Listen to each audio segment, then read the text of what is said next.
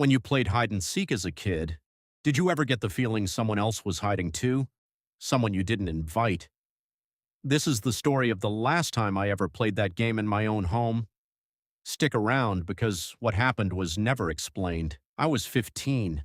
My parents were out for the night, so I invited my best friend Chris over from across the street. We got bored and Chris suggested hide and seek. We turned off almost every light to make it scarier. We had no idea how right we were. Chris hid first. I counted to 50, then searched the house. Kitchen, empty. Bathroom, empty. Upstairs, my parents' room, my room, empty. That left the guest room at the end of the hall.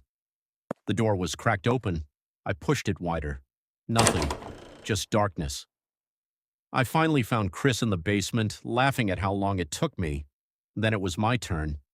I hid under the guest bed, pulled the skirt down, and lay in total darkness. A few minutes later, I heard Chris's footsteps come upstairs. Slow. Heavy. He walked into the guest room and stopped right beside the bed. I held my breath. Then, he walked away. I waited. Nothing happened. So I crawled out and went downstairs, and Chris wasn't there. I called out that the game was over. A voice answered from the basement. "I'm down here." My stomach dropped. "I already came out," I yelled. "I'm in the kitchen." Chris ran up, confused. "I checked that room," he said. "I heard someone in there. I thought I heard breathing." I told him I never made a sound. We sat down, trying to shake it off. Then we heard a crash upstairs. My parents weren't home. Then, footsteps, slow, deliberate. We grabbed a fireplace poker and crept upstairs. The guest room door, the one I'd left open, was closed. Inside, we heard a slow dragging sound, like fabric across carpet. I threw the door open. Empty. We almost laughed with relief until we heard the front door open downstairs. And close. Someone was in the house.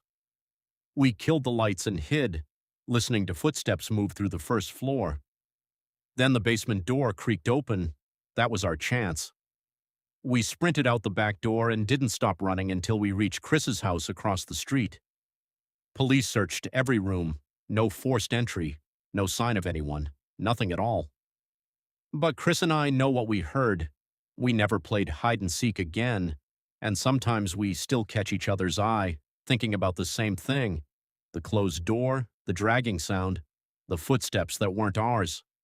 We never found out who or what was in that house.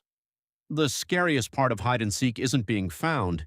It's realizing you were never the only one hiding. If this gave you chills, tell us in the comments. Has this ever happened to you?